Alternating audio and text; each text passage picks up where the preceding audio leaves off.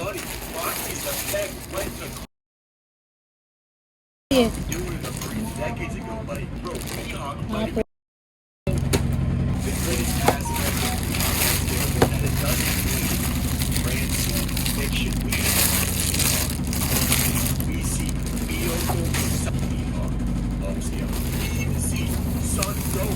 Ay, puro original.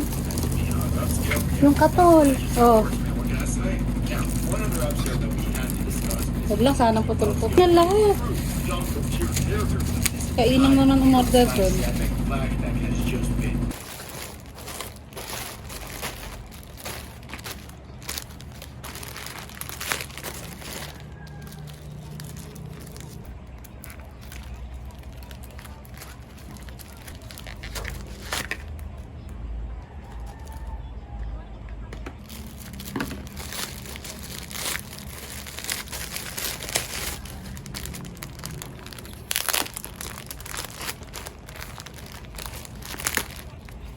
Oh, may pre pa oh. Candy.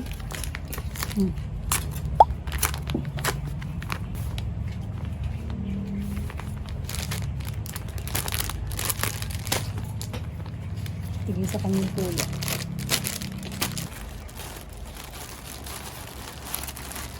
Kala ko siya mag-deliver ng bagong sandok. Ito. Palitan mo na yung silicone ring. Sila kuya, binili. Ito ah.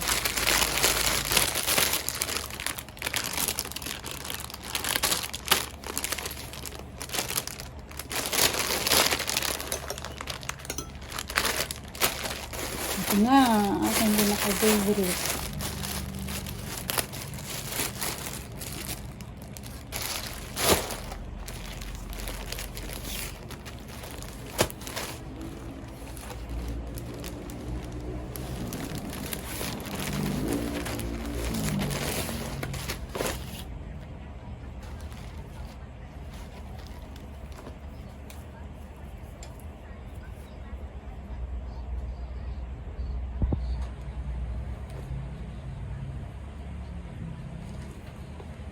Sakto lang ba? Sakto lang mo be. Ganda? Gusto mo ganito? Gusto mo ng ganito? Pag sweldo ko, bibili kita. Ganito yan be oh. Small ka lang. Bibili kita. Ito naman sa butterfly. Nakakatuwa.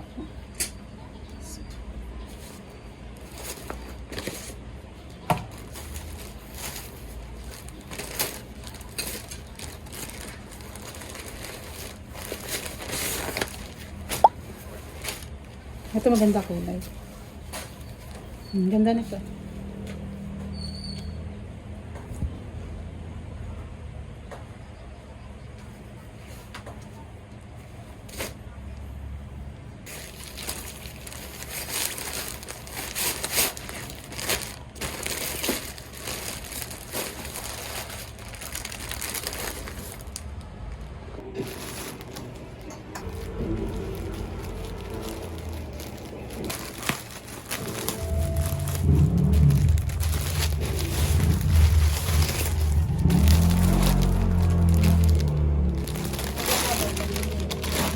Yung lalaki. Hindi ko nga alam, di naman yung sinabi. Be, maganda ba?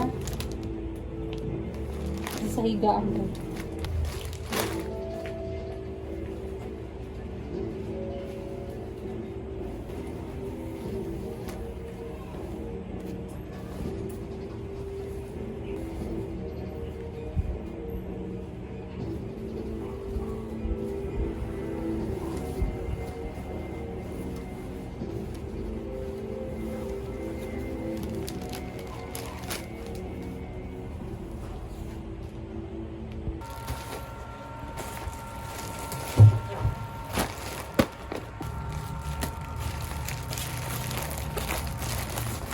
Kain ka na.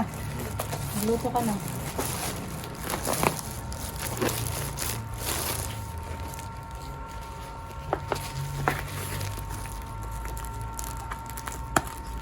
Ito na yung pinabibili mo sa akin, kuya. Di ba sa'yo mabili mo? Ganyan pa rin, oo. Magaganda kasi yan. Oh.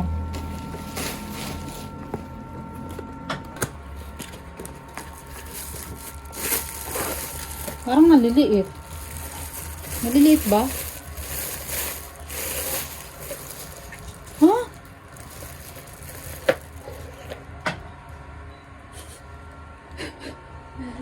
Okay na yan. Mukha lang pang scoop ng ice cream eh. Ito parang liit. Scam siya. Di ba kasi tinito?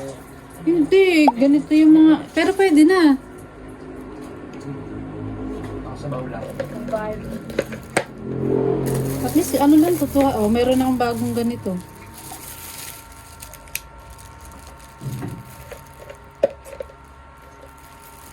Pwede na to, na kuya, oh. No. What do you think? Pangit ba? Mukhang laruan. Okay lang. Ang riregalo ko na lang kaya.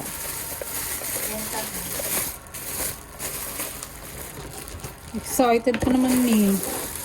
Kala ko sinlaki nung nandyan eh. Di-display ko na lang, no? Ang dami naman bumibili eh. Sasama, pero gagamitin ko pa rin yung dalawang malaki, no?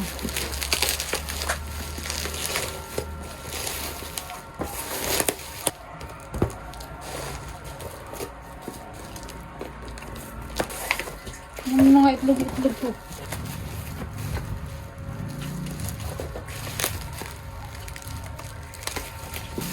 Oh!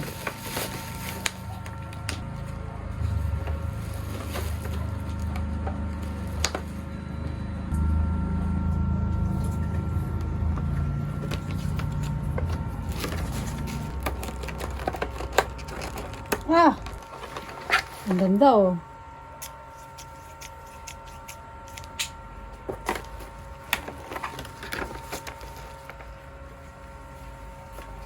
Ganda? May gunting ka na. Kala ko planch. Hindi men. Ano? Ganito lang oh. Ganda ba? Oo, pampan. Triangle. Ito nga doon. Chef Kala ko Galer. Gertrude. Ano ba yun? Mamahalin ba yun? Ang ano? Ang pangalan? Gertrude? Hindi, parang ginagawa mo lang tao yung mga bagay. Hindi, may pangalan, may ano yan, branded ba? It is very noisy because of the rules. It's terrible. I do think the flames on here are really cool. There's some paint issues on the copy. We have a nice trailer hitch at the back. Overall, it's a decent vehicle, but not much else to say. So there's a together, it's going to that. And here we have Pikachu, a transforming Pikachu that fits inside a Pokemon. That is wrong. It's not my fault, okay? I don't think it looks collapse that. Take these pieces and flip them up. I'll bring the rings down, flip that. Here, close that up, bring these out. Flip this in. Here we have the knockoff invasion of Optimus Prime. Here, they don't properly tap in place. So to be honest, I was never really a fan of the evasion mode. Of the evasion mode shit. I was never a fan of the evasion mode. That was a tongue twister. It was painfully eyes. Not the biggest. We still this comic over here. It is really nice. And coming in, I do think the colors on this knockoff do make it look a bit more true. The authentic one probably looks a lot better than this.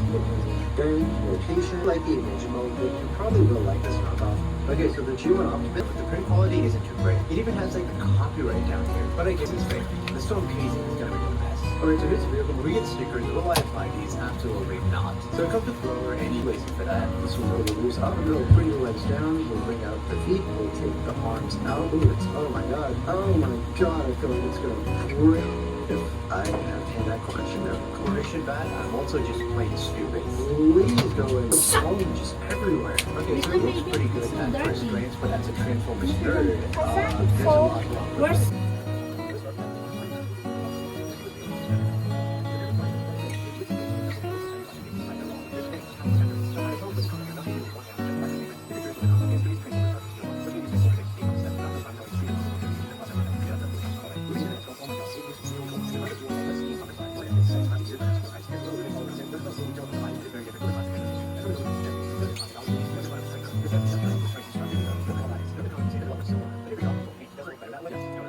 It's like he's saying, hey guys, on the video. And I love this little bit of pipe detail over here that's also painted in. I like the sculpt of the ladder underneath the chest. Yes, this is a ladder. I used to climb those when I was little, these with the grill. Even non-G1 figures, on the new figure we have gold smokestacks. Now this could also technically be the whistle signal on a train. Listen, I don't really know, I'm not a trainologist, but if you do know, said I'm not a trainologist. I actually love how this is incorporated as he says. Pretty basic stuff. There's some hollowness, or he turns into a fucking crane if I haven't said that enough already. The feet are nothing special, sorry to disappoint you foot fans. Here it is compared to the more classic box. Both of these are deluxe class figures. This one has a lot less detail. Here's a look at him from the back, looking clean, but don't look at that. Stop looking, don't look. Look at this instead. Take a look at that, don't forget about it. Because they're so cool, and these types of figures have never existed until now. But no kind of third-party ones. By the way, if you're enjoying this video, consider subscribing. Expensive thing I bought there. Please make sure to check it out once the video's been released. I've put a lot of work into it. Reflex protection.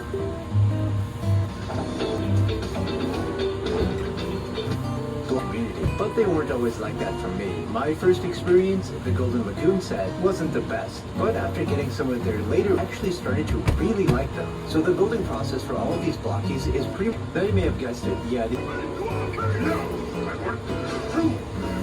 And I'm also really excited. It was honestly really weird. This was actually the figures you have to build. The box it comes in is very nice and has a good premium feeling to it. Inside we have 6 boxes, the top 2 and bottom 3 figures inside. We get 2 packages in each, one that contains translucent yellow pieces and some really amazing. You have his classic giant forehead piece along with these vents at the side, some translucent really well, and they're exactly the same for all of the figures. They all come with open hands with a slot, which is mainly so Optimus can hold his Matrix. And Optimus in particular is the only one that gets an extra pointing finger. Some classic designs for his crotch, and his legs are done pretty well. Sculpted pretty nicely, would look a lot better in his classic color, is not painted. The back of Optimus is designed pretty nicely also, like, even more on this side of the leg. And you can see it's kind of squished in there. We have his eye embossed, sculpted very well also. And we have a stand for the Matrix. For the articulation, the head can move up and down. We do get a full 360.